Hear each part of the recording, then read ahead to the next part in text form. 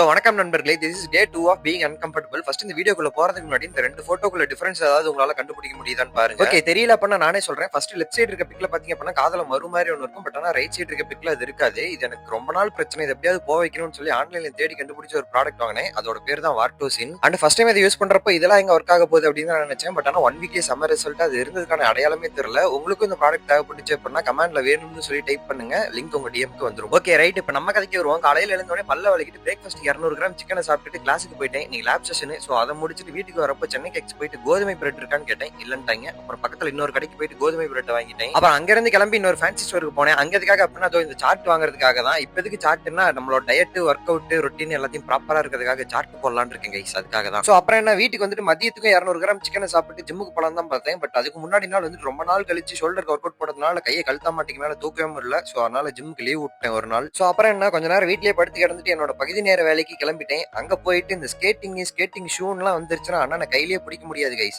ஆடினே இருப்பேன் கைஸ், ஆடினே இருப்பேன். அப்புறம் அங்க ஒரு 20 நிமிஷம் பிரேக் இருக்கும். அங்க போயிட்டு ஒரு டீயை போட்டுட்டு நேத்து வீடியோக்கு வந்த கமெண்ட்ஸ் எல்லாம் ரிப்ளை பண்ணிட்டு அங்க இருந்து நான் ஒர்க்க முடிச்சுட்டு கிளம்புறதுக்கு 10:30 மணி ஆயிருச்சு. அப்புறம் என்ன அங்க இருந்து வந்துட்டு இரவு உணவுக்கு தேவையான காய்கறி எல்லாம் கட் பண்ணி வச்சுட்டு வழக்கம் போல ஒரு சிக்கன் செஞ்சேன் வித்தவுட் ஆயில்ல. சரி அதை மட்டும் சாப்பிட்டு படுத்துடலாம் தான் பார்த்தேன்.